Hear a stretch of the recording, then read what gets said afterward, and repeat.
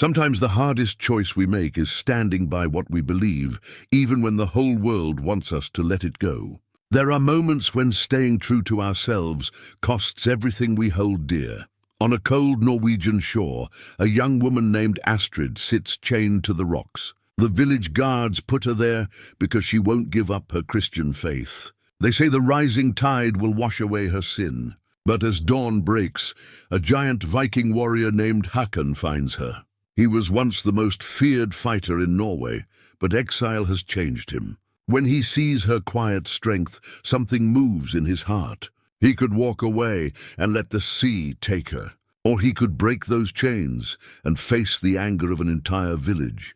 What happens when a man who has lost everything meets a woman who refuses to lose her faith? Before we jump back in, tell us where you're tuning in from, and if this story touches you, make sure you're subscribed, because tomorrow I've saved something extra special for you. The morning mist clung to the rocky coastline of Bjornstad, like the breath of sleeping gods, and Hakan the broad-shouldered stood at the edge of everything he had once called home. 3 years of exile had carved new lines into his weathered face, but the hands that gripped his battle-axe remained as steady as the day he'd first lifted it in anger. The weapon bore the scars of 100 fights, nicks in the iron blade, worn leather wrapped around the ash handle, and along the edge, where he'd carved his family's names before they were taken from him. The village below him had changed little since his banishment. Smoke still rose from the longhouses in lazy spirals, and the harbour held the same cluster of fishing boats that had fed these people for generations. But Hakan could sense something different in the air, a tension that made the gulls circle higher and the dogs bark with unease. Bjornstad had always been a place where the old ways held firm. Jarl Magnus ruled with the wisdom of his fathers, and Priest Ulf kept the sacred fires burning for Thor and Odin. The people here trusted in the strength of their arms, the sharpness of their blades, and the favor of gods who rewarded courage and punished weakness. It was a simple life, hard but honest, where a man's worth was measured by his deeds and his loyalty to the tribe. Hakan had once embodied everything these people valued. As a young warrior, his reputation had spread across Norway like wildfire. They called him the broad-shouldered, not just for his massive frame, but for the burdens he could carry, leading raids, protecting the weak, bringing honor to his clan. In battle, he moved like a force of nature, his axe singing through the air as he carved through enemy lines. The berserker rage that filled him in those moments was both blessing and curse, making him unstoppable, but leaving him empty when the fighting ended. The emptiness had grown worse after his family died. His wife Sigrid and their young son Eric had perished during a raid he'd led against a Danish settlement. While he was away seeking glory and gold, sickness had swept through Bjornstad. When he returned with his warriors and their plunder, he found only cold graves, and the bitter taste of triumph turned to ash. That was when the real darkness began. Hakan had always been fierce in battle, but grief transformed him into something else entirely. He began taking unnecessary risks, charging into fights he couldn't win, seeking death, but finding only more empty victories. His rage consumed everything around him, until even his closest friends began to fear what he might do. The final break came when he challenged a fellow warrior to single combat over an imagined slight, nearly killing the man in front of his children. Jarl Magnus had shown mercy by choosing exile over execution. But Hakan knew the truth. He'd exiled himself long before the official decree. The man who'd once protected this village had become a threat to it, hollowed out by loss and filled with destructive fury. 3 years of wandering had changed him, though perhaps not in ways others would recognize. The rage was still there, coiled like a sleeping serpent in his chest, but it no longer controlled him. He'd learned to carry his grief like a stone in his pack, heavy but manageable. The wild hermit's life had taught him patience, and the long silence of empty forests had given him space to think about what kind of man he wanted to be. Now, as he looked down at his former home, he wasn't entirely sure why he'd returned. Perhaps it was simply time. Perhaps the restless wandering had finally worn thin. Or perhaps something deeper was calling him back to face what he'd left undone. The sound of voices carried up from the shore, sharp with anger and fear. Hakan's warrior instincts, dulled by years of isolation, suddenly sharpened to attention. He could see figures moving near the water's edge, a cluster of guards surrounding something near the rocks, where the tide pools collected. Moving closer through the scrub brush that crowned the cliff, Hakan caught sight of what held their attention. A young woman knelt among the black stones, heavy iron chains binding her wrists to the rock face. Even from this distance, he could see she wasn't struggling against her bonds. Instead, she sat with a strange dignity, her back straight and her head unbowed despite the circumstances. The guards wore the bronze arm rings of Jarl Magnus's household, and their leader was someone Hakan recognized, Thorstein the Bold, who'd been only a young spearman when Hakan left, but now clearly held the position of guard captain. Thorstein was speaking in the commanding tone of a man comfortable with authority, though his words were lost in the wind. What struck Hakan most was the woman's composure.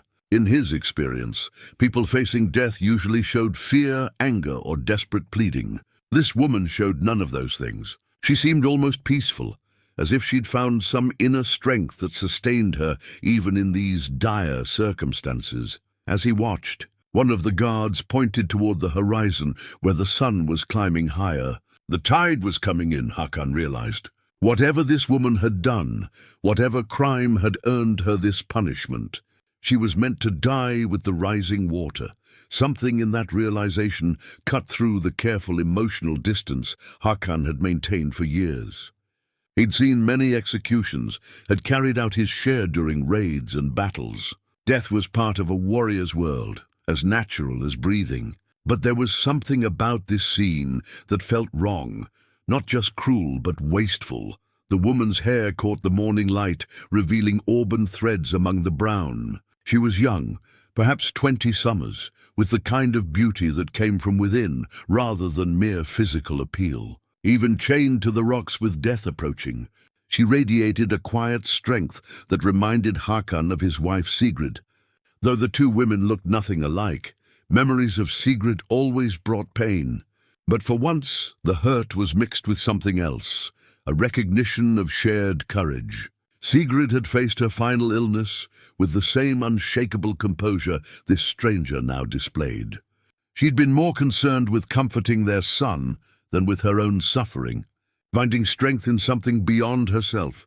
This woman had that same quality, that sense of drawing power from some deep well that others couldn't see. It was the kind of courage Hakan had always respected, the quiet bravery that meant more than any battlefield heroics. The guards were checking the height of the incoming waves now, calculating how much time remained. Thorstein said something that made the others laugh, a harsh sound that carried clearly in the morning air. Whatever entertainment they found in this execution, it soured something in Hakan's stomach. He'd spent 3 years learning to control his impulses, to think before acting, to choose his battles wisely. But as he watched the water creep higher around the woman's feet, those hard-won lessons began to crumble. The rage that had driven him into exile wasn't gone. It had simply been waiting for the right moment to emerge. But this felt different than his old berserker fury. That had been wild and destructive, a force that swept away friend and foe alike. This was more focused, more purposeful. It wasn't about his own pain or pride. It was about standing between cruelty and innocence, between those who would harm and those who needed protection. Hakan's hand tightened on his axe handle as he made his decision. Whatever this woman had done, whatever laws she'd broken, she deserved better than drowning in chains. And if stopping this execution meant facing the entire village, if it meant casting aside any hope of redemption or return, well, perhaps some things were worth the cost. The man who descended toward the shore was no longer the grief-mad berserker who'd been exiled 3 years ago. But neither was he the broken hermit who'd wandered the wilderness. He was something new, something forged in the space between rage and wisdom, between isolation and purpose. The guards didn't notice his approach until he was close enough to see the details of the woman's face. She had eyes the color of winter sky, and when those eyes met his, he saw no plea for rescue, only a calm acceptance that somehow included him in its scope, as if she'd been expecting him all along. "Well," Thorstein said, his hand dropping to his sword hilt, "look what the tide washed up." The recognition in Thorstein's voice carried 3 years of unfinished business. The guard captain had filled out since Hakan's exile, his shoulders broader and his bearing more confident. But his eyes still held the mixture of fear and resentment that had always defined their relationship. Behind him, 4 other guards shifted nervously, hands moving toward their weapons.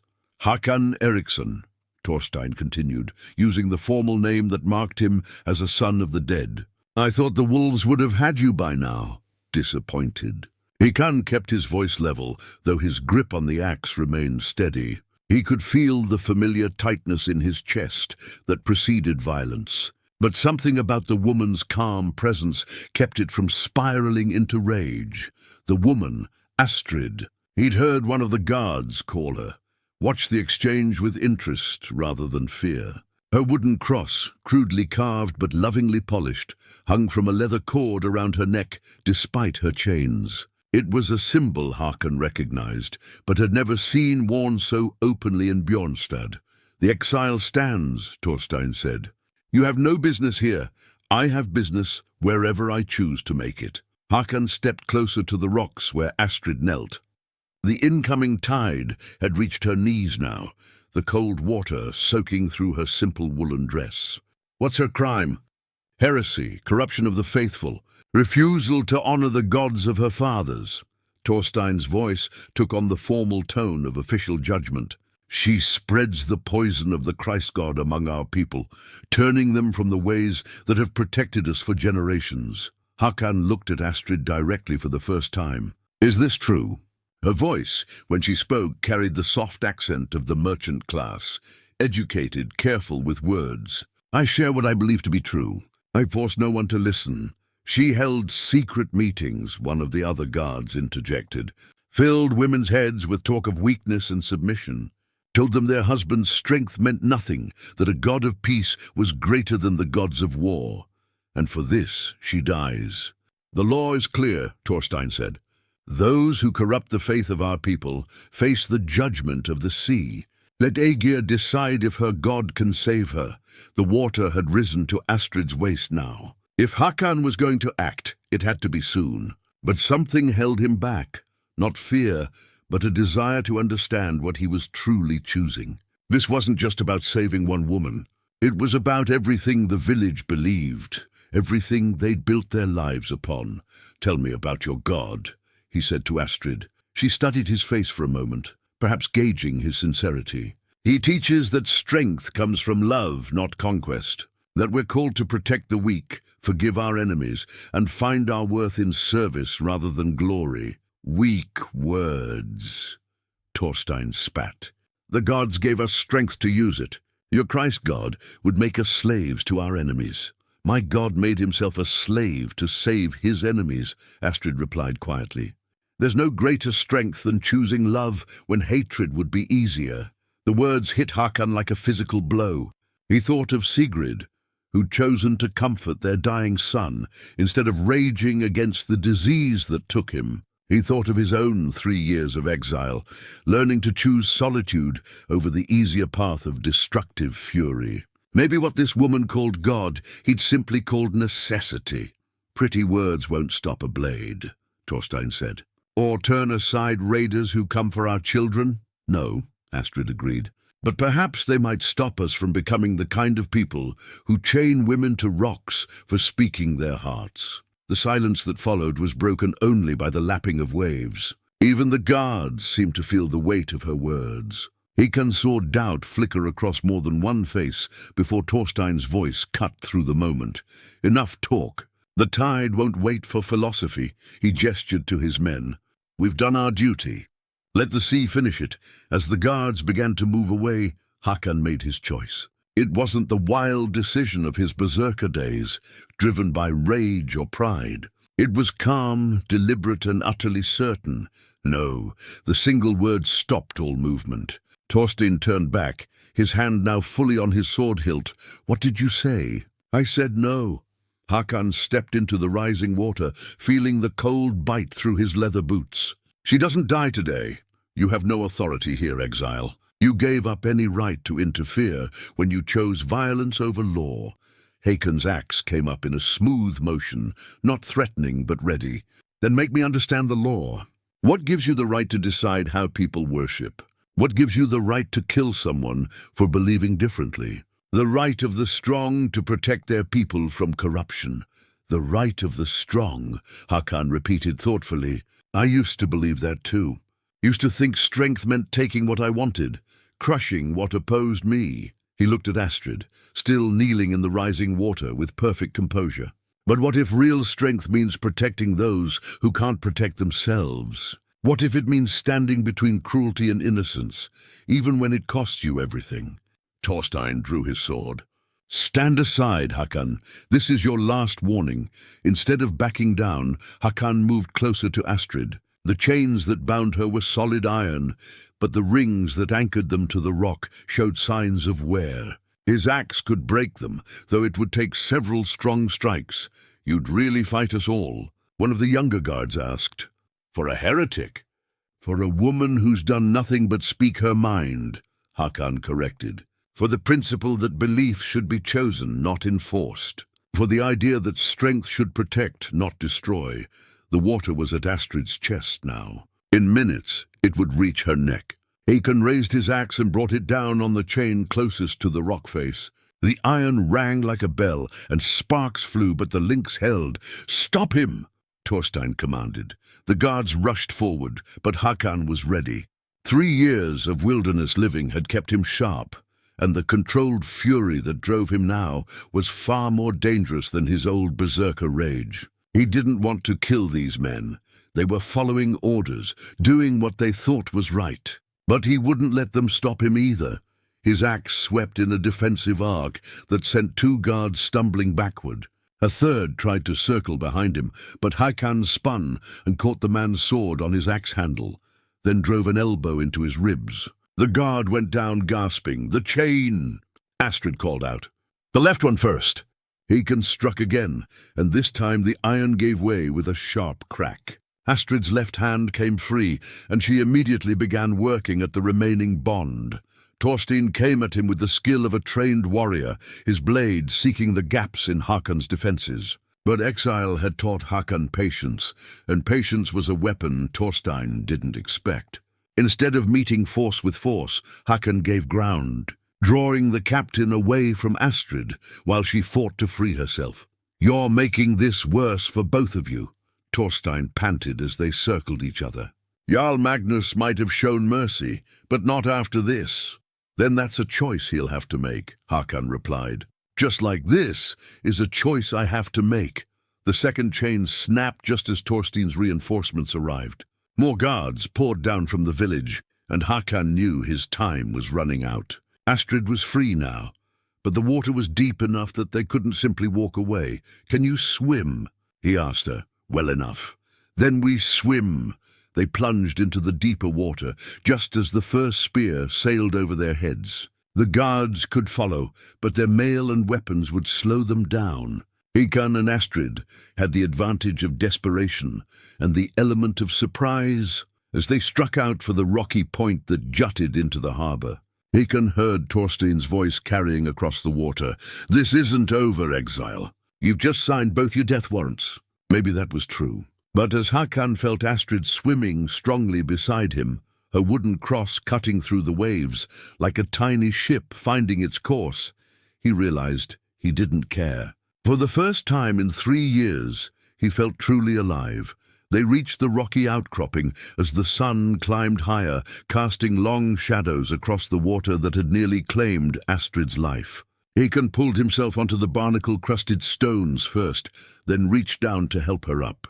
Her hand was surprisingly strong for someone who'd spent the morning chained to rocks, and she moved with the practical grace of someone accustomed to hardship.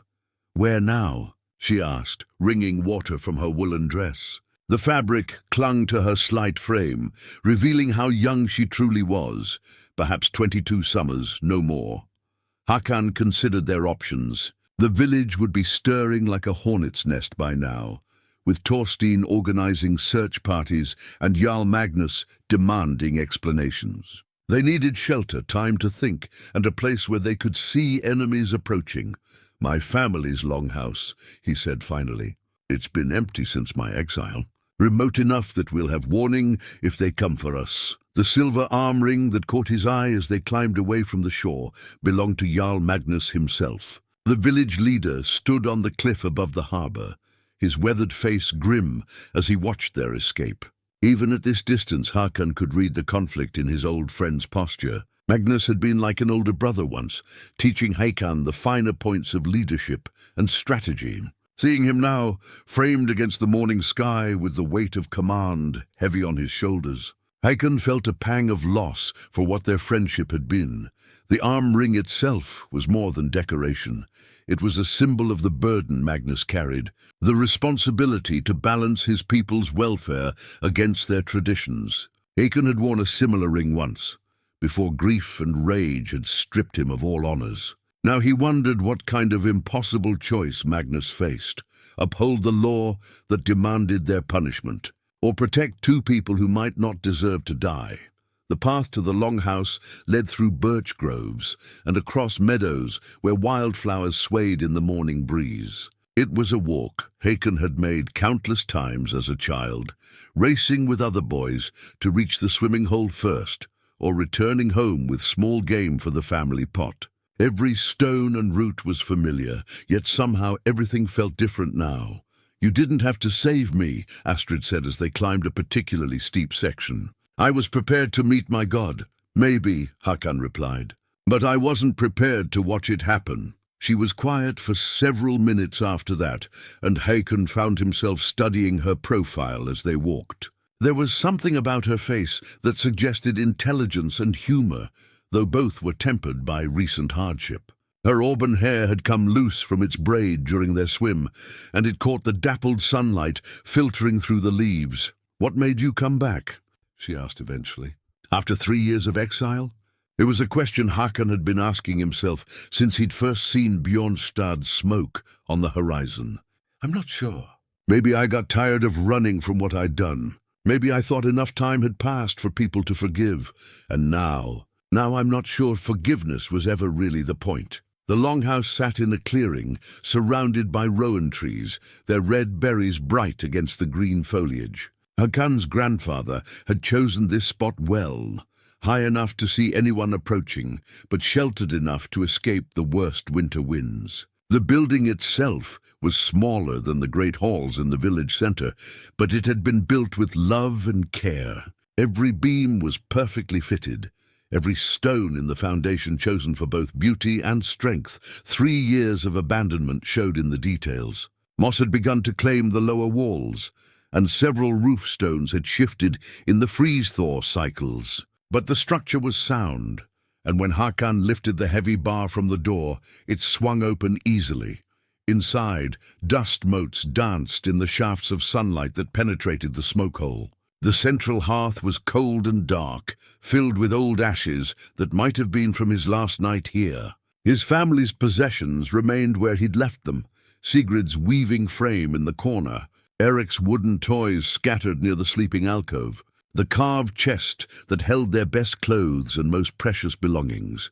Astrid moved through the space with respectful curiosity, her fingers trailing over surfaces but touching nothing without permission. "It's beautiful," she said softly. "You can feel the love that built it." Something in her tone made Hakan look at her more closely. "You understand about losing family. My mother died when I was 12. My father and I managed alone until he began trading with Christian merchants from the south. Their stories about a God of love and mercy spoke to something in his heart." She sat carefully on one of the wooden benches. When he announced his conversion, the village elders gave him a choice: renounce his new faith or leave. He chose to leave. "And you?" "I chose to stay, thinking I could bridge the two worlds. I thought if I was careful, if I showed them that Christian teaching could make people kinder rather than weaker, they might come to accept it. Her laugh held no humor. He was naive. Hakan busied himself with lighting a fire, partly for warmth and partly to give his hands something to do. The familiar tasks of laying kindling and coaxing flame from flint and steel helped calm his mind. "How long have you been alone here?" 2 years. I found work helping the midwife, tending the sick, teaching children their letters. I thought I was becoming part of the community. She pulled her wooden cross from beneath her wet dress, rubbing it between her fingers like a worry stone. But fear is stronger than familiarity.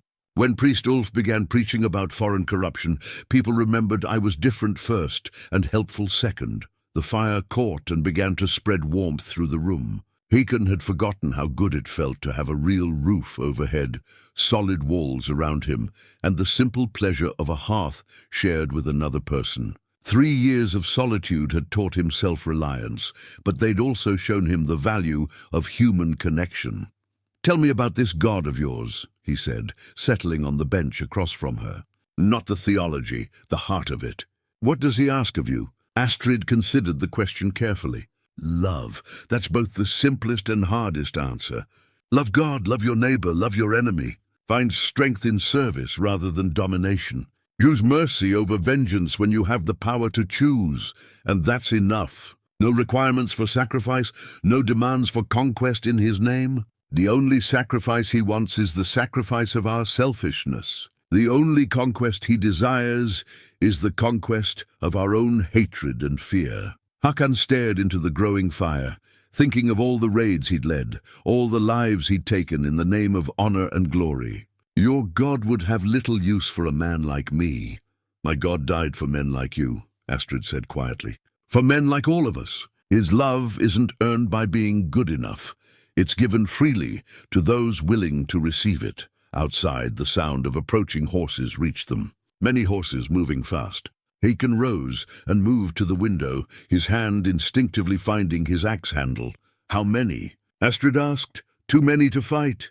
He could see the dust cloud through the trees now, perhaps a dozen riders. Thorstein's brought help.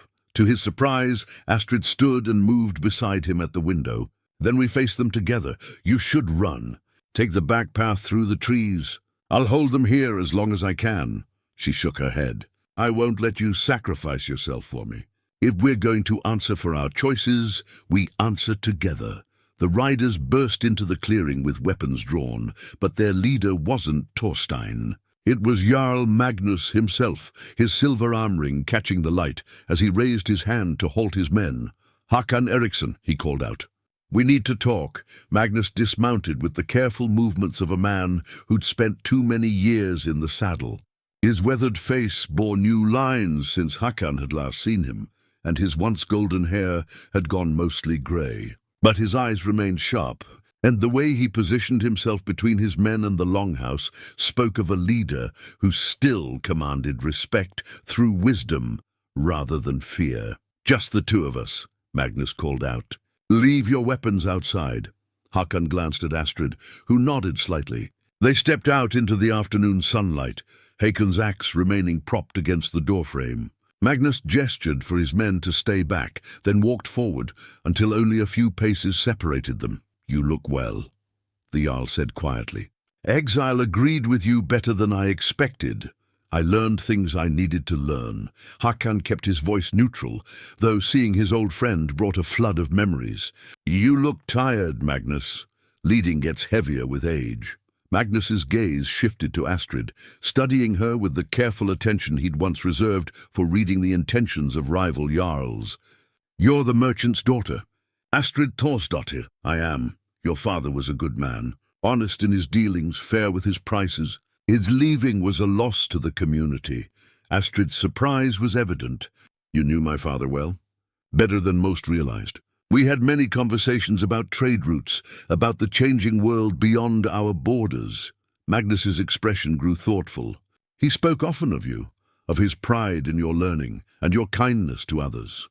From her dress, Astrid withdrew a small leather-bound book, its pages yellowed with age and use. The prayer book had been her father's gift before he left, written in Latin by monks far to the south, filled with the words and wisdom of her adopted faith. She'd carried it through 2 years of careful secrecy, reading it by candlelight when the village slept. "He left this for me," she said, holding it carefully. "It contains the teachings that shaped his conversion. Perhaps they can help you understand why I cannot renounce what I believe." Magnus examined the book without taking it, his eyes scanning the strange letters on its worn cover. "I can read some Latin. My father insisted I learn it for dealing with southern traders." He looked up at her. "Is this what nearly cost you your life? A book?" "The ideas in the book," Astrid corrected gently. "The belief that all people have worth regardless of their strength or status. The conviction that love is more powerful than hatred, that mercy achieves what violence cannot." "Dangerous ideas," Magnus said, but there was no condemnation in his tone. "Dangerous because they challenge everything we've built our lives on." Hakan watched the exchange with growing understanding. Magnus wasn't here as an enemy. He was here as a man caught between his duty to tradition and his recognition that the world was changing whether his people acknowledged it or not. "What's happening in the village?" Hakan asked. Magnus sighed deeply. "Thorstein has the people stirred up. He's claiming that your interference proves the gods are angry, that the Christian influence is spreading like a plague. Some are calling for both your heads. And others? Others remember that Astrid helped birth their children, tended their sick, taught their daughters to read. They're torn between gratitude and fear." Magnus looked between them. "You've created an impossible situation. I can't ignore what happened at the shore, but I can't simply execute you either." "Then don't," Astrid said simply. "Let us leave. We'll go to my father's settlement in the south. No one needs to die for this, if only it were that simple." Magnus shook his head. "Thorstein has sent word to the neighboring villages. He's claiming that Bjornstad is being corrupted by foreign gods, that our weakness will spread unless dealt with firmly. If I show mercy now, it'll be seen as proof that the accusations are true." Hakan felt the familiar tightness in his chest that preceded important decisions. "What do you need from us?" "Time. 3 days to let tempers cool, to find a solution that doesn't end in bloodshed." Magnus met his eyes. "But I can't guarantee your safety, even here. Thorstein knows where you are, and he has supporters who might act without my blessing." "We understand the risks," Astrid said. "Do you?" Magnus turned to her with surprising intensity. "Priest Ulf is using your presence to consolidate his power. He's claiming that every misfortune that befalls the village is punishment for tolerating Christian contamination. The nets that tore yesterday, the livestock that broke free during the night, all signs of divine displeasure according to him." Hakan frowned. "Nets and livestock?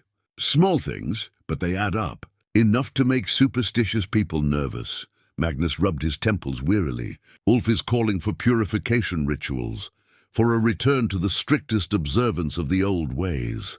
Your rescue of Astrid has given him everything he needed to argue that compromise leads to disaster." "What kind of purification rituals?" Astrid asked quietly. "The kind that usually end with someone dying." Magnus's voice carried the weight of hard experience. "I've seen it before in other villages. Fear feeds on itself until reasonable people do unreasonable things." The afternoon light was beginning to fade, casting long shadows across the clearing. Soon Magnus would have to return to the village to face the pressure of his people and the growing influence of those who saw violence as the only solution. "There's something else," Magnus said reluctantly. "Thorstein is no longer content to wait for my judgment. He's been meeting with warriors from other villages, men who see opportunity in our discord. If this situation escalates, it could mean war." Hakan understood immediately. A village divided against itself was vulnerable to outside enemies. Thorstein might be thinking he could use the chaos to seize power, or worse, neighboring jarls might see weakness and decide to settle old grudges with force. "How long do we really have?" Hakan asked. "Until the next village council meets." 3 days, as I said. After that, the decision may be taken out of my hands entirely." Magnus remounted his horse, but paused before giving the signal to depart.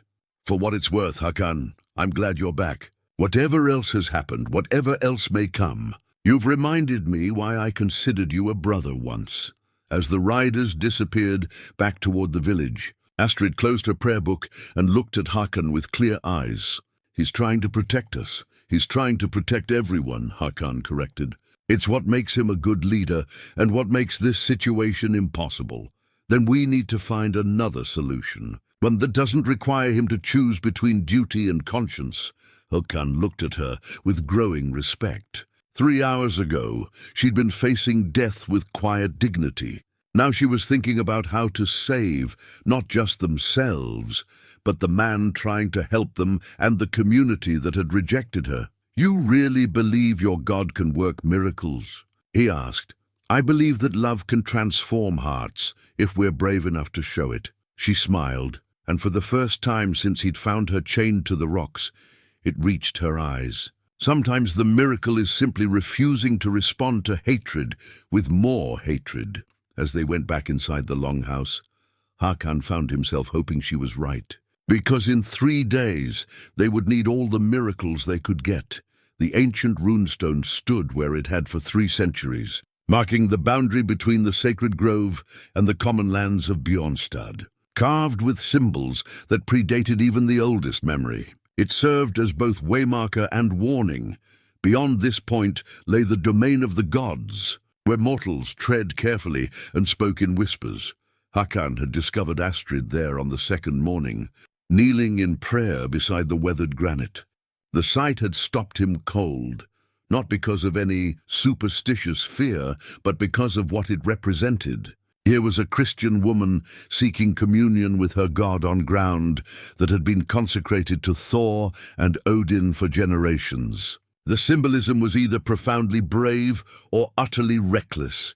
"Your God doesn't mind sharing sacred space?" he asked quietly, not wanting to disturb her devotions, but curious about her thinking. Astrid opened her eyes and smiled up at him. "My God created all things, including the hearts that first felt his presence here.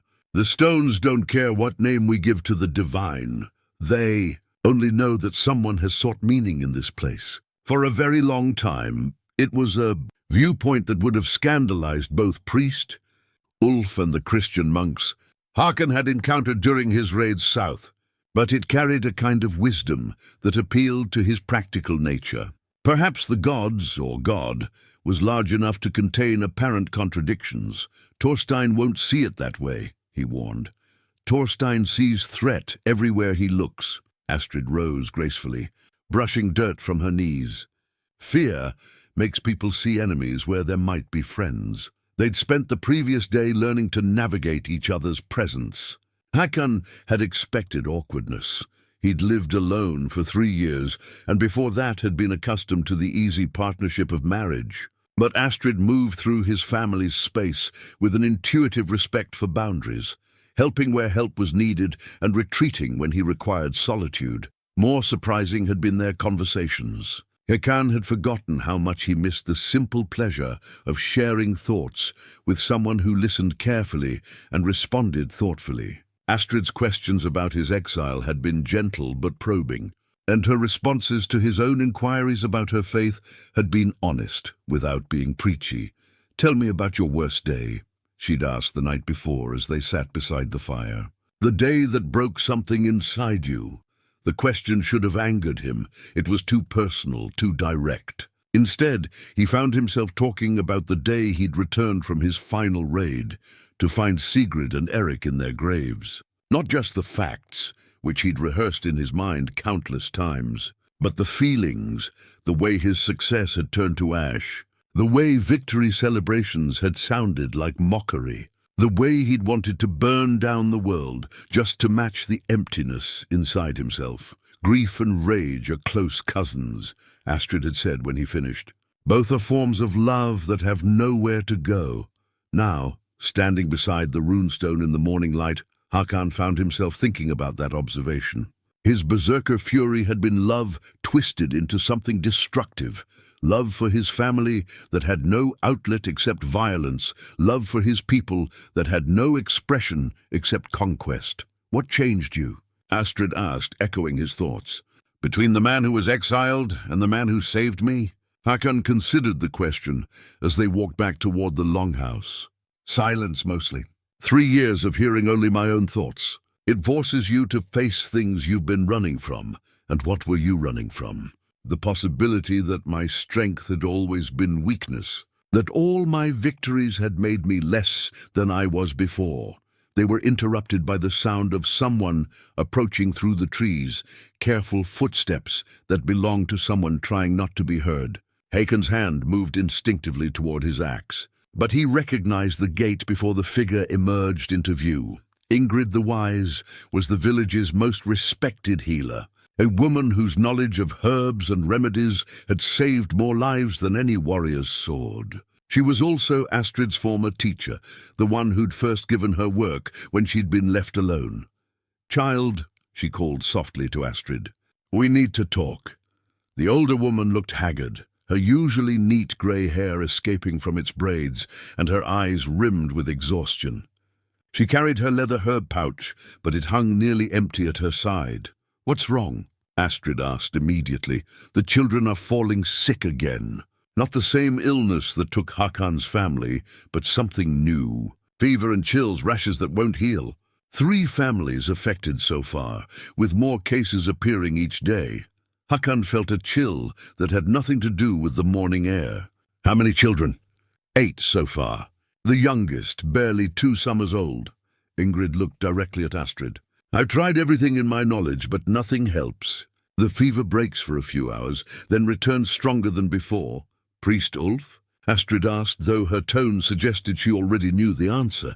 "Claims it's divine punishment for harboring heretics. Says the sickness will spread until the village is cleansed of foreign corruption."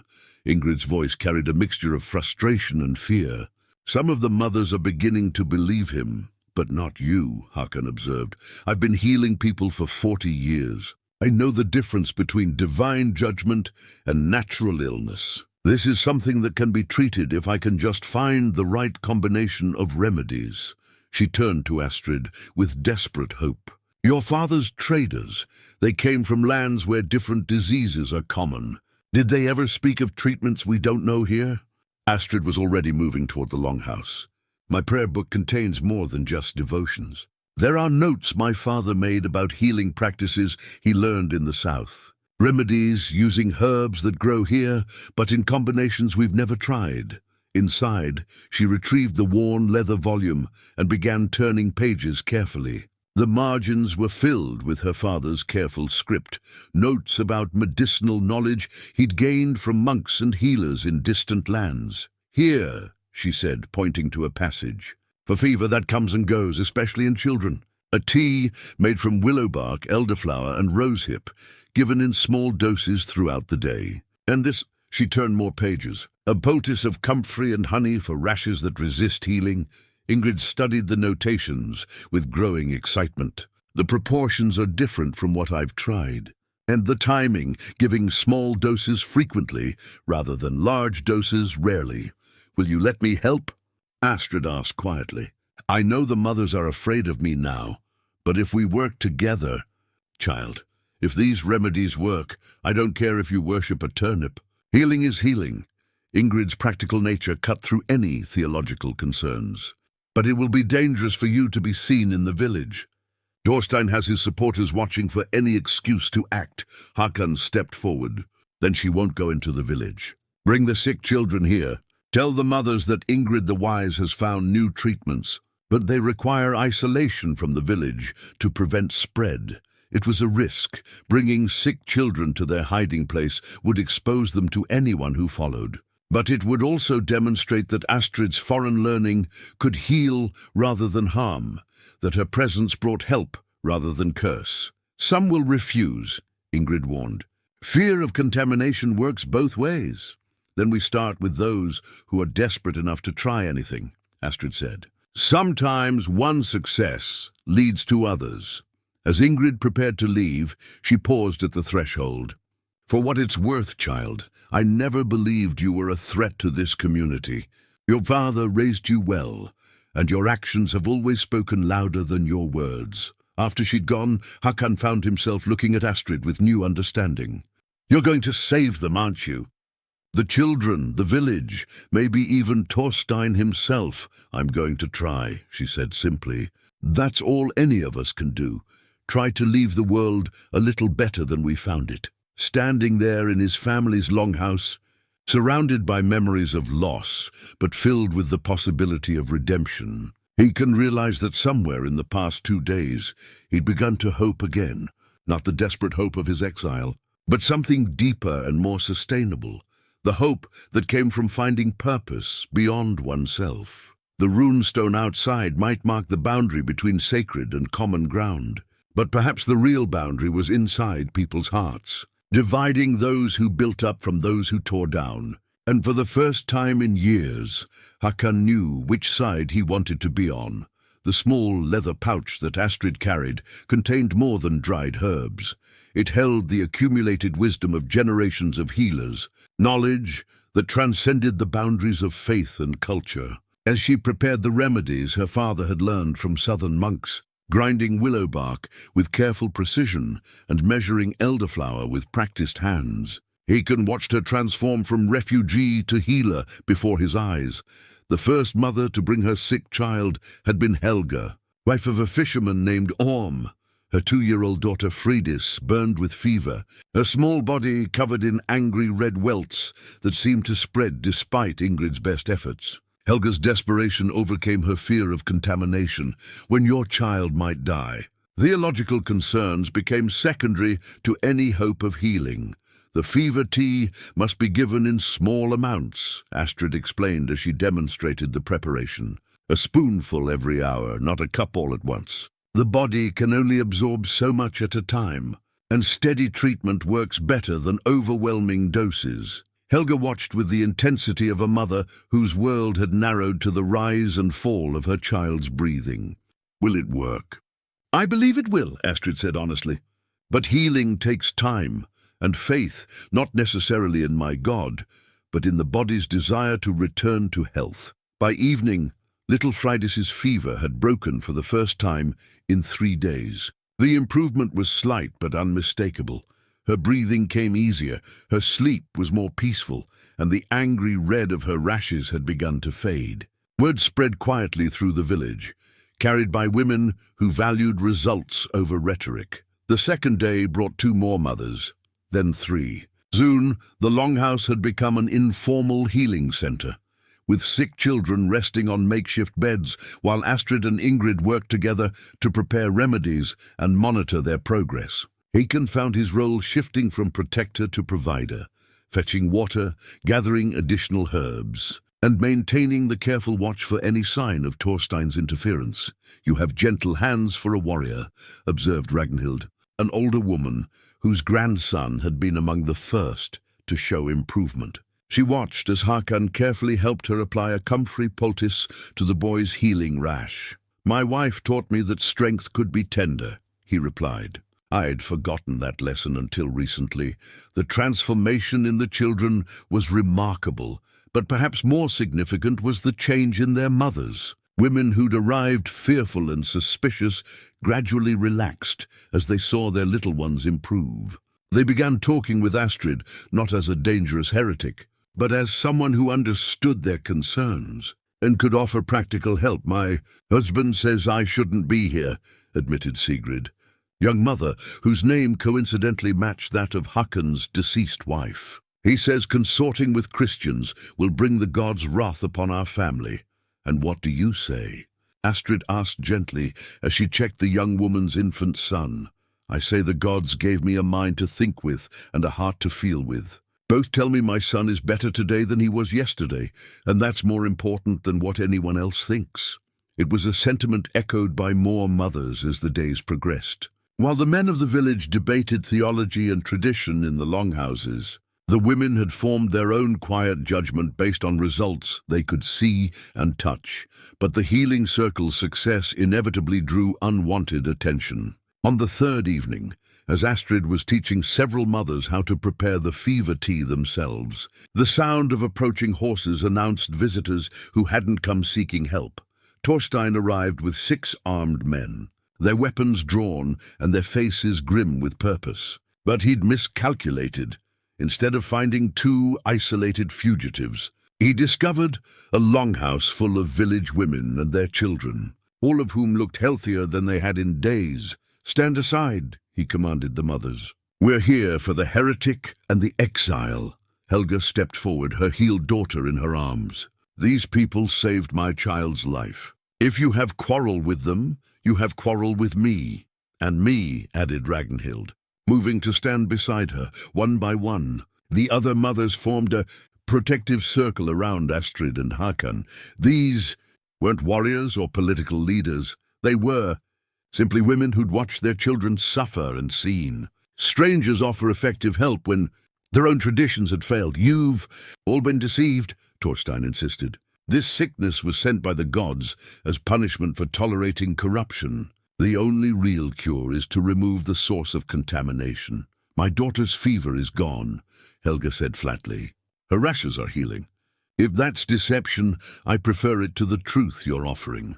Thorstein's frustration was evident. He'd expected to find an easy target, not a group of determined mothers protecting someone who'd helped their children. Using force against these women would be political suicide. They were the wives and daughters of his own supporters. "This isn't over," he warned, but his retreat was clearly a defeat. As his men rode away, Hakan realized they'd witnessed something more significant than a confrontation avoided.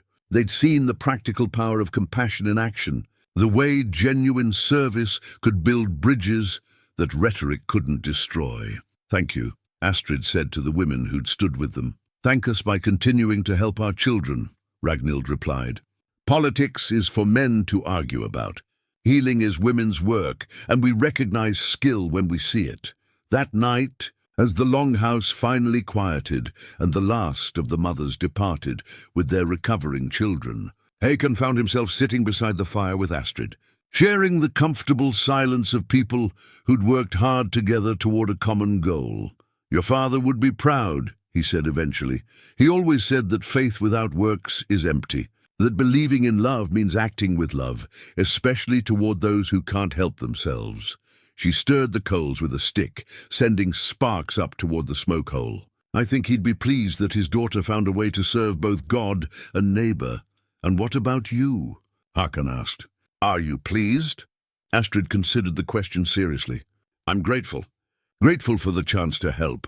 Grateful for the mothers who trusted a stranger with their children's lives. Grateful for a man who risked everything to give me that chance."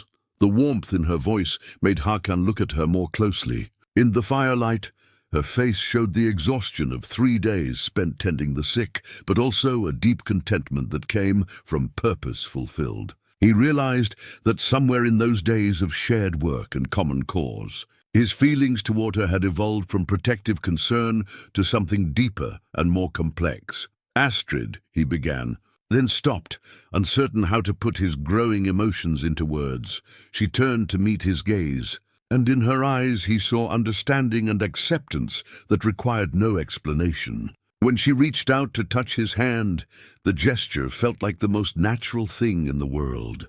"I know," she said softly. "I feel it too." Outside, the wind carried the sound of distant voices from the village, men arguing about tradition and change, about the proper response to challenges that didn't fit familiar patterns. But inside the longhouse, beside the warm fire, and surrounded by the lingering scent of healing herbs, two people who'd found each other in the midst of crisis began to discover what it meant to hope for a shared future. The burnt scroll arrived with the dawn, carried by a boy too young to understand the significance of what he delivered. The parchment still smoldered at its edges, rescued from flames that had consumed most of Magnus's private correspondence before the boy's quick thinking had saved this single fragment. Hakan recognized the handwriting immediately, Magnus's careful script, though the words that remained legible were shocking enough to make him read them twice before accepting their meaning. References to southern alliances and Christian trade benefits painted a picture of secret negotiations that had been going on for months, perhaps years. "Bring this to the woman," the boy said. following instructions he'd memorized but didn't comprehend. The healer woman. Magnus says she'll know what it means. Astrid studied the fragment with growing amazement, her fingers tracing words that spoke of economic necessity and political pragmatism rather than religious conviction. The letter referenced her father by name, describing trade agreements with Christian settlements that could bring prosperity to Bjornstad if the village could overcome its resistance to change. Magnus has been protecting us, she said slowly. Not just from mercy, but because he knows the old ways alone won't sustain the village much longer. The implications were staggering. While Priest Ulf preached about the purity of tradition, and Thorstein railed against foreign corruption, their Jarl had been quietly building bridges to the changing world beyond their borders. The isolation that felt like strength was actually weakness, a gradual slide toward economic irrelevance that only cooperation with Christian kingdoms could reverse. Why didn't he tell us? Hakan asked.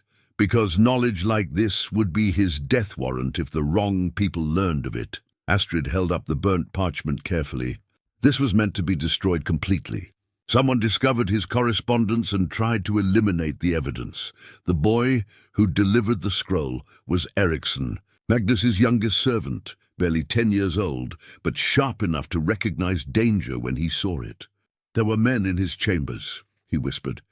They came before dawn, searching through everything. When they found the scrolls, they started burning them. I managed to save this one before they saw me. What men? Hakan demanded. Strangers. Warriors from other villages, I think. They wore unfamiliar arm rings and spoke with accents I didn't recognize. The boy's eyes were wide with the importance of his secret knowledge. One of them mentioned something about proving Magnus's betrayal to the neighboring Jarls. The pieces fell into place with horrible clarity. Thorstein hadn't been content to wait for the village council's decision. He'd reached out to leaders from other communities, men who saw opportunity in Bjornstad's internal division. If Magnus could be discredited as a secret Christian sympathizer, it would justify intervention from outside forces. We need to warn him, Astrid said immediately. We need to do more than that. Hakan's mind was already working through the tactical implications. If Thorstein has outside support, this isn't just about village politics anymore.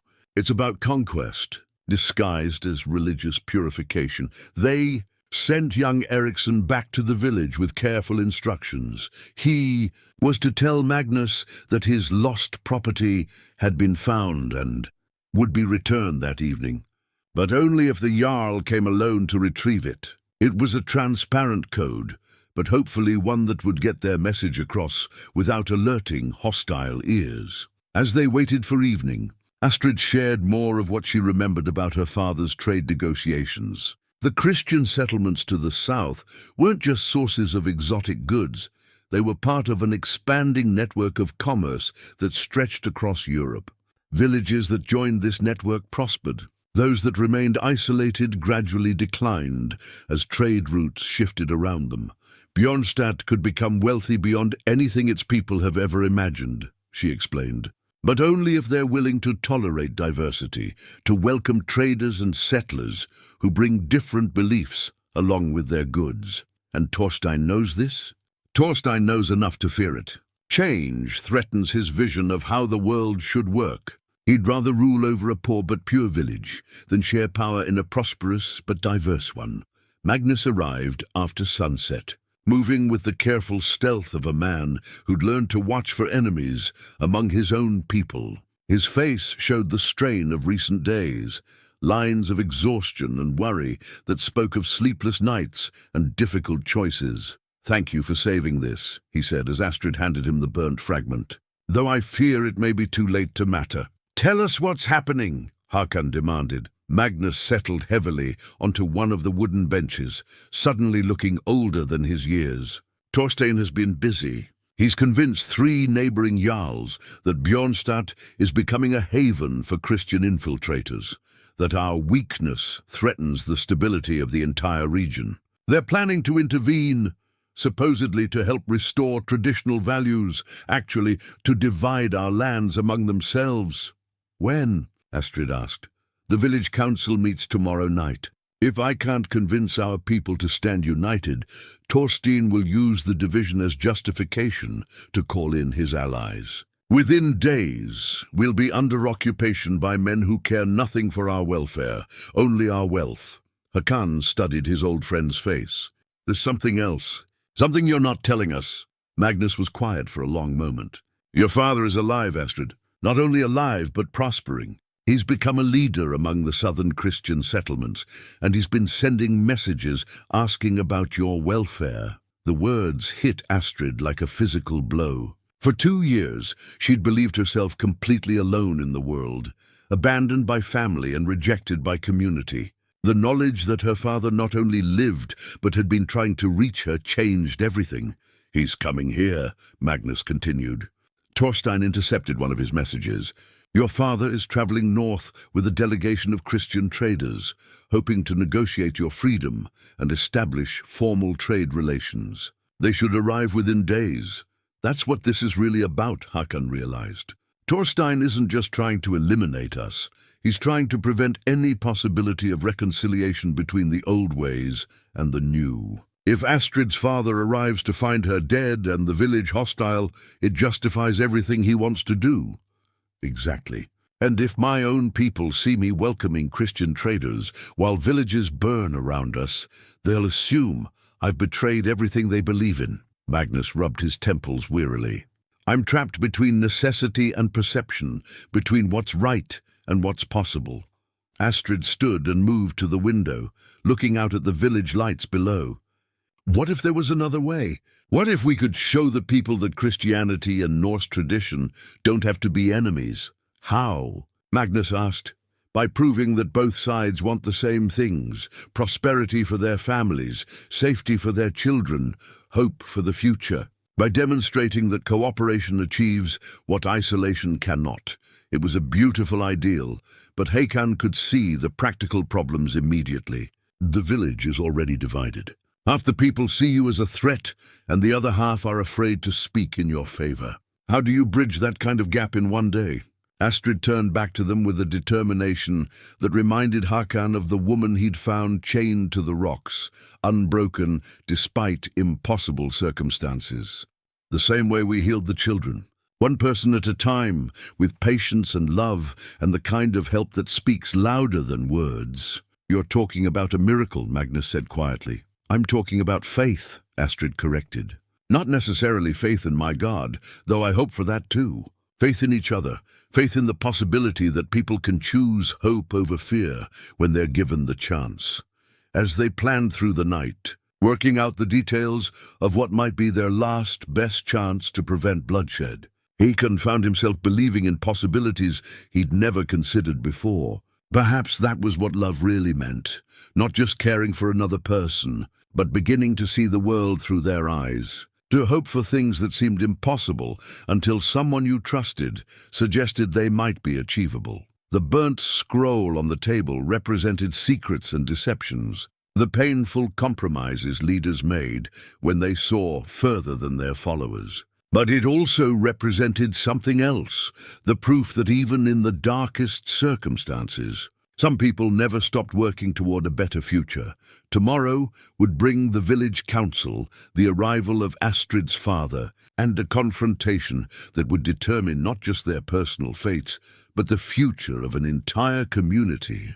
Tonight, beside the fire in a longhouse that had sheltered 3 generations of the same family, 3 people who'd found each other across the divides of faith and tradition made plans that just might save them all. The Thor's hammer pendant that priest Ulf wore had belonged to his grandfather, and his grandfather's grandfather before that. Carved from a single piece of iron in the old style, it carried the weight of centuries and the expectations of generations who'd never doubted that strength came from the gods of thunder and war. As Ulf polished the ancient symbol in the pre-dawn darkness, preparing for what he believed would be the most important day of his life, he drew power from its familiar weight against his chest. The village was stirring earlier than usual, pulled from sleep by rumors and fears that had spread like wildfire through the night. Word of Magnus's secret correspondence had leaked, despite all attempts at secrecy. And now every conversation seemed to fracture along the same lines. Those who saw adaptation as survival against those who viewed any change as betrayal. Ulf had spent the dark hours moving between households, speaking in the careful tones of a man who understood how to shape opinion without appearing to manipulate it. His message was simple and compelling.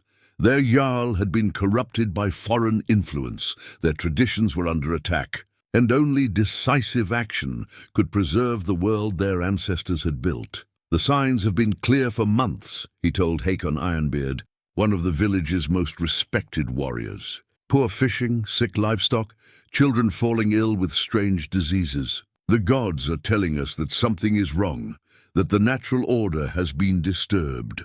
But the children are better now, Hakan pointed out. Ingrid's treatments worked, treatments learned from Christian scrolls, using methods that reject the healing power of the true gods. Ulf's voice carried just the right mixture of sadness and determination. We've allowed ourselves to become dependent on foreign wisdom. And look where it's led us.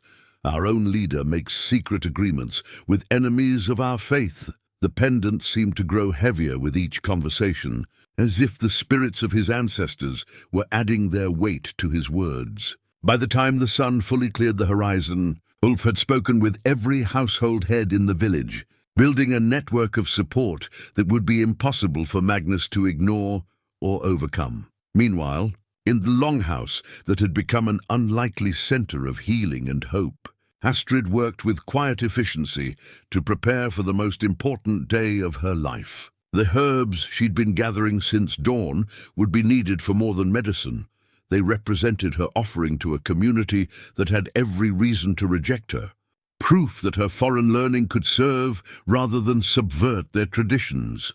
You don't have to do this, Hakan said, as he watched her carefully portion dried elderflower into small cloth bags. We could leave before the council meets. Your father's delegation will reach the southern borders today. We could meet them there and avoid this confrontation entirely. Astrid's hands never paused in their work. And leave Magnus to face Thorstein's accusations alone? Leave the village to be torn apart by fear and division? Leave those children to get sick again without anyone to help them? She looked up at him with clear eyes. I didn't choose this path to run away when things became difficult.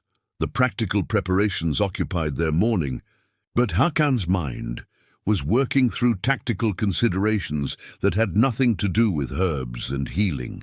Thorstein's outside allies would be positioning themselves around the village, ready to intervene if the council session went against their interests. Magnus would be walking into what was essentially a trap, defended only by his own reputation and whatever support Hakan and Astrid could provide.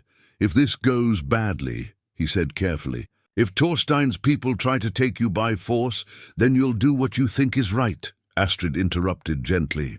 Just as I'll do what I think is right. We can't control the outcome, only our own choices. It was a perspective that challenged everything Hakan had learned about planning and strategy. His warrior training emphasized the importance of controlling variables, of having contingencies for every possible scenario. But Astrid's approach was different. Instead of trying to force a particular outcome, she focused on being the kind of person who could respond with integrity, regardless of what happened. The midday meal was interrupted by young Ericsson's return. The boy's face flushed with running, and his eyes bright with important news. "Riders approaching from the south," he gasped. "A large party, well-armed but flying banners of truce."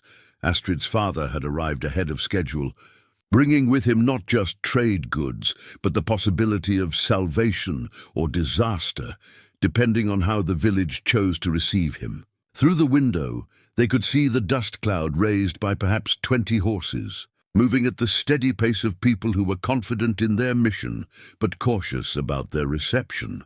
"Magnus needs to know," Hakan said immediately. "Magnus already knows," the boy replied. "He's preparing a formal welcome at the village boundary. He asked me to tell you that the evening council session has been moved to midday.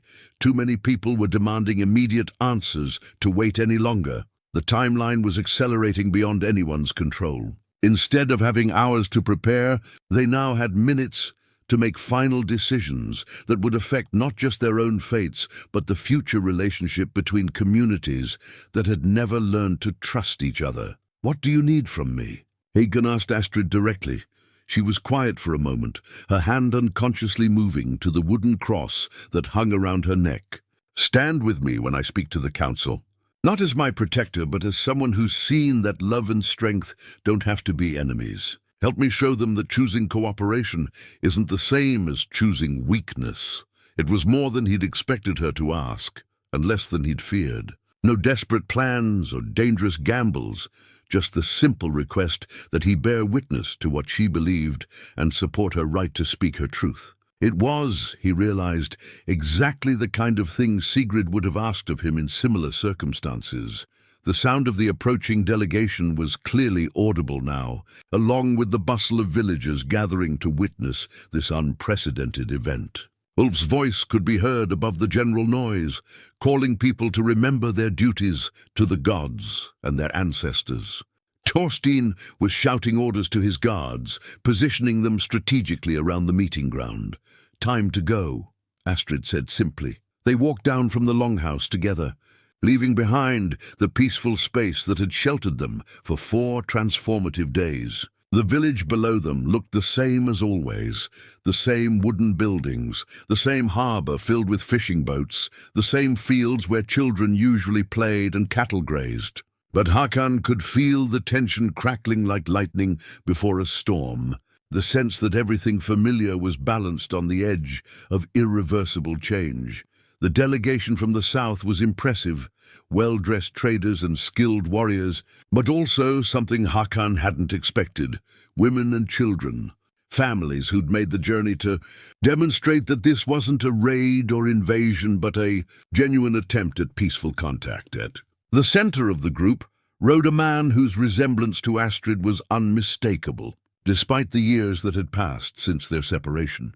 Thorvald the merchant had prospered in his exile, his clothes and equipment speaking of success and confidence.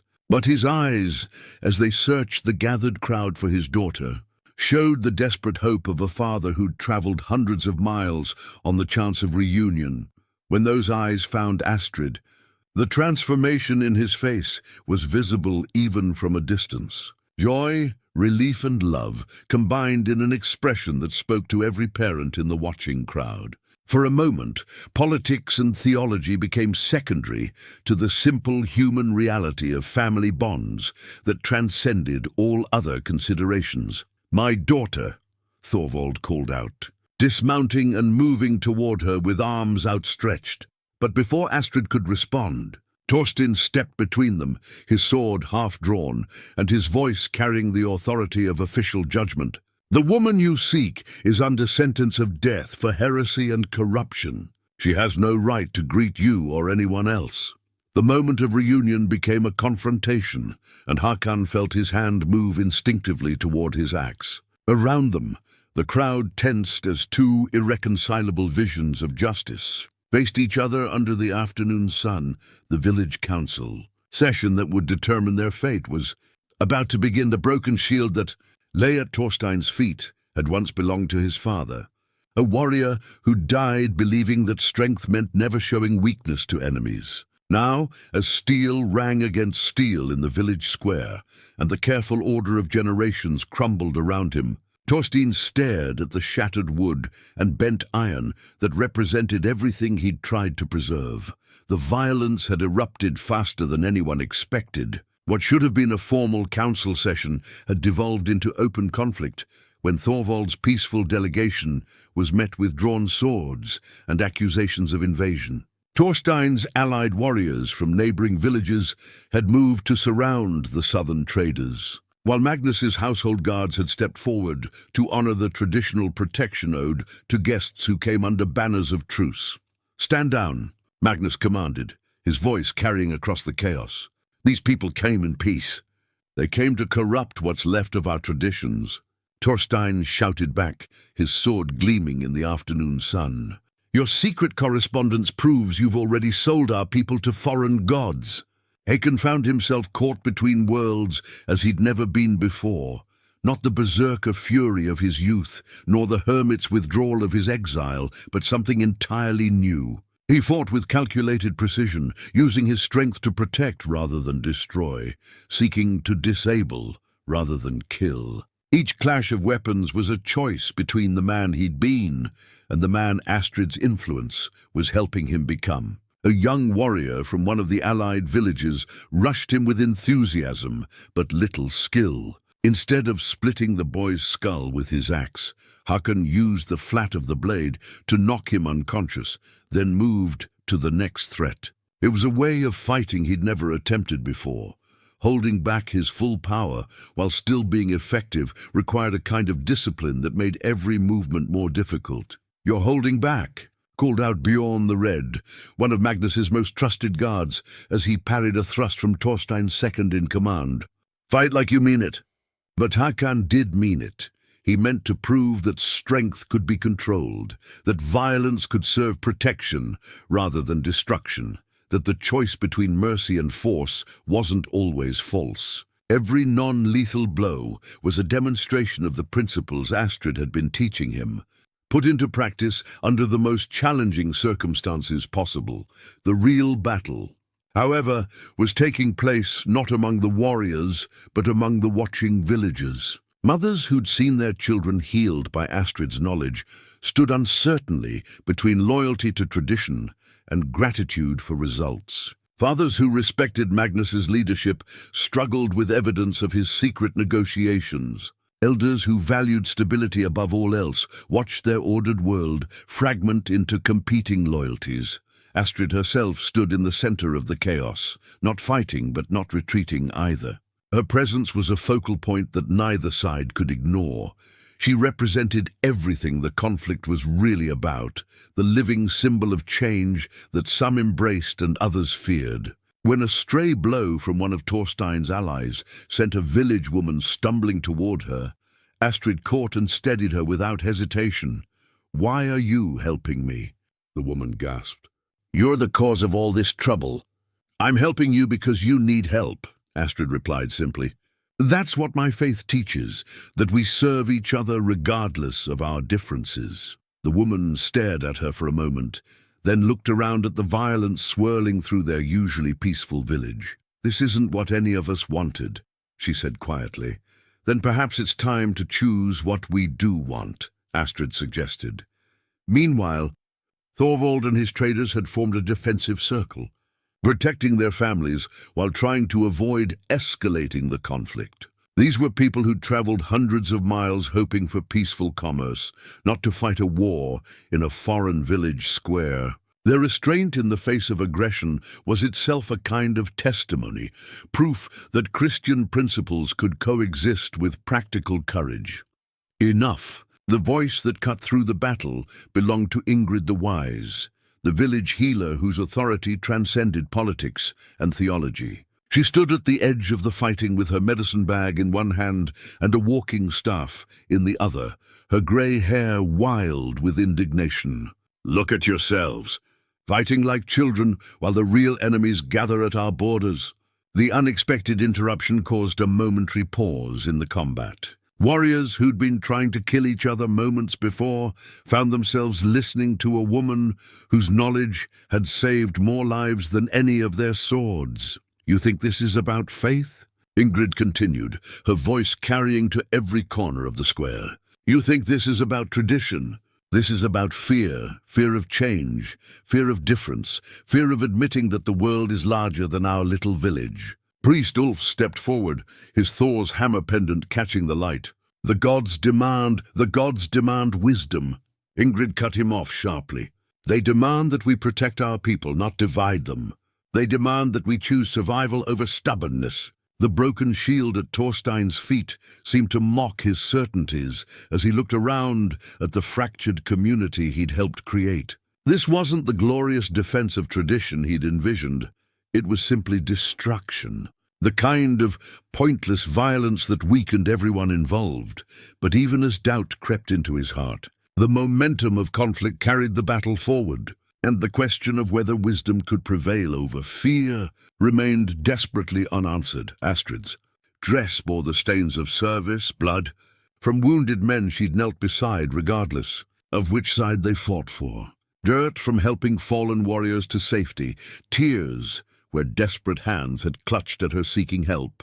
The torn fabric told the story of someone who'd chosen compassion over self-preservation, who'd moved through a battlefield not as combatant but as healer. The sight of her ministering to an injured warrior from Thorstein's faction finally broke the deadlock that Ingrid's words had created. Here was their answer made flesh, a woman who practiced what she preached, whose actions spoke louder than any theological argument. When she pressed a cloth to the bleeding head of a man who'd been trying to capture her moments before, something shifted in the watching crowd. "She's healing Gunnar," whispered Ragnhild.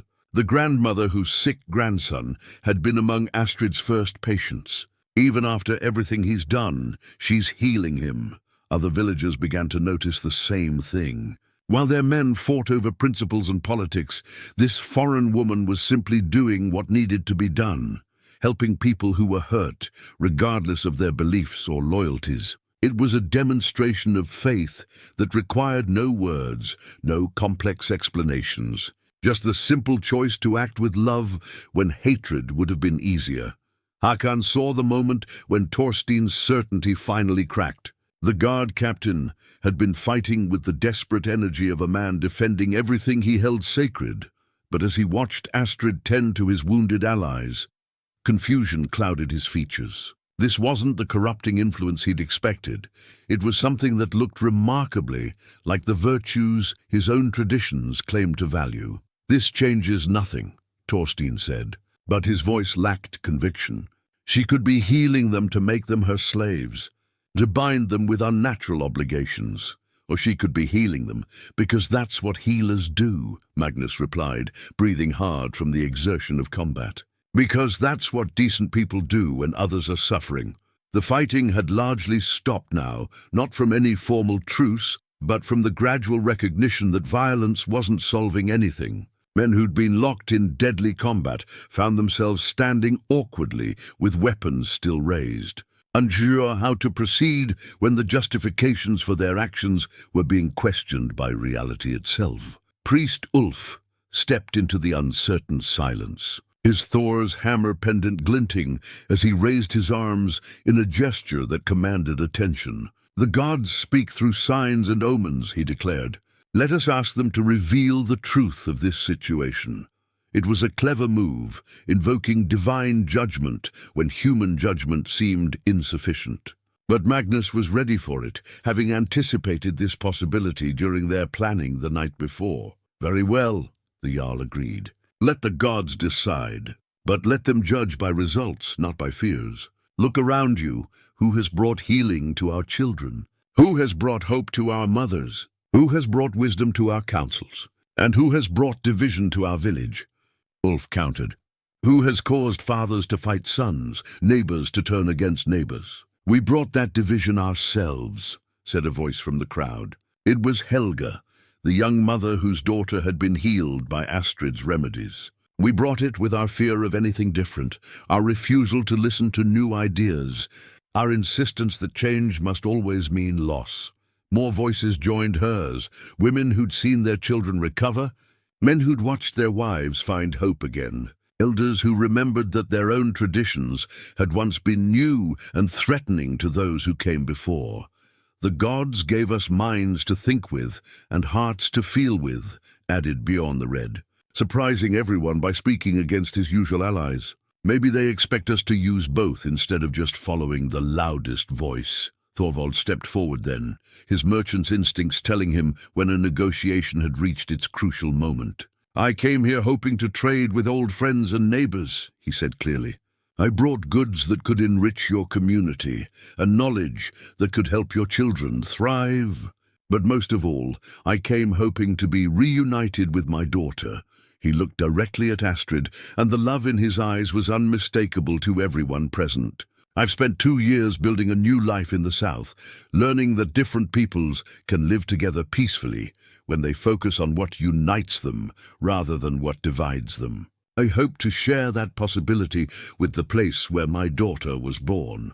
Your daughter is a convicted heretic, Thorstein said. But even he seemed to realize how hollow the words sounded now.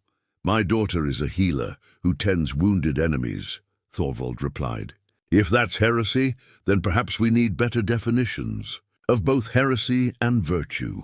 The broken shield at Thorstein's feet seemed to symbolize more than just his personal defeat. It represented the shattering of assumptions that had governed the village for generations. But from that breaking, something new was beginning to emerge, something that might prove stronger than what it replaced. Astrid rose from tending to the last of the wounded, her torn dress testament to her choice of service over safety. When she spoke, her voice carried the quiet authority of someone who'd proven her worth through actions rather than arguments. I ask for nothing more than the chance to serve this community as my skills allow, she said simply. If that means leaving, I'll leave. If it means staying and facing whatever judgment you choose, I'll stay. But I won't stop being who I am to make others comfortable with their fears. In the silence that followed, the village faced the kind of choice that defines communities for generations to come, the wedding rings that Hakan forged. In the weeks following the Great Council, were unlike any that had been made in Bjornstad before. Instead of gold or silver, he'd chosen iron, the same iron that had once bound Astrid to the rocks in chains of oppression, now transformed into circles of unity and promise. The symbolism was deliberate and powerful. What had once been used to destroy could be remade to create. What had once divided could become the foundation for new bonds. Spring had come early to the village that year, and with it a sense of renewal that seemed to touch everything from the unusually abundant fishing to the children who played freely in streets no longer divided by fear and suspicion. The changes weren't universal. Some families had chosen to leave rather than accept the new reality, while others remained skeptical of the foreign influences that now moved openly through their community. But the majority had made their peace with a world that was larger and more complex than they'd once believed. Magnus wore his silver arm ring with greater ease now, the burden of leadership somehow lighter when it was shared with advisors who brought different perspectives to old problems. The council meetings that had once been exercises in maintaining tradition had become collaborative sessions where Norse wisdom and Christian insights combined to create solutions none could have discovered. Alone, the southern trade routes are more profitable than we dared hope, Thorvald reported during one such gathering. The goods we produce here, the metalwork, the carved bone, the woven cloth, command premium prices among Christian merchants who value both quality and the stories behind the craftsmanship. Astrid sat beside her father during these sessions, serving as translator not just of language, but of cultural understanding. Her prayer book lay open before her, its Latin text now familiar to several of the village leaders who discovered that learning could come from unexpected sources. The knowledge contained in its pages had proved useful for more than healing. The agricultural techniques, the preservation methods, the accounting systems had all found practical application in improving village life. We're not becoming Christian, Magnus had explained to those who worried about losing their identity. We're becoming ourselves more fully, keeping what serves us well while adding what helps us grow. Priestulf had struggled most with the changes, his worldview challenged by evidence that cooperation could achieve what isolation could not. The hammer pendant still hung around his neck, but he'd begun to speak of Thor as a god who protected all who showed courage, regardless of what name they used when seeking divine strength. Perhaps, he'd said during one particularly thoughtful moment, the gods care more about our actions than our words. Perhaps strength comes in many forms, and wisdom lies in recognizing all of them. Hakan found his own role in the community evolving in ways he'd never anticipated. No longer the feared berserker or the exiled outcast. He'd become something entirely new, a protector whose strength served peace rather than war. A warrior whose greatest victories came from preventing conflicts rather than winning them.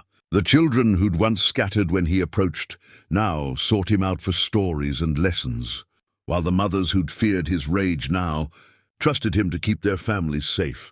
The longhouse where he and Astrid had sheltered during those crucial days had been expanded to accommodate their growing family, not just the child they were expecting, but the stream of visitors who came seeking the kind of healing and wisdom that transcended religious boundaries. Scholars, traders, craftsmen, and pilgrims all found welcome at their table, creating a constant exchange of ideas that enriched the entire community.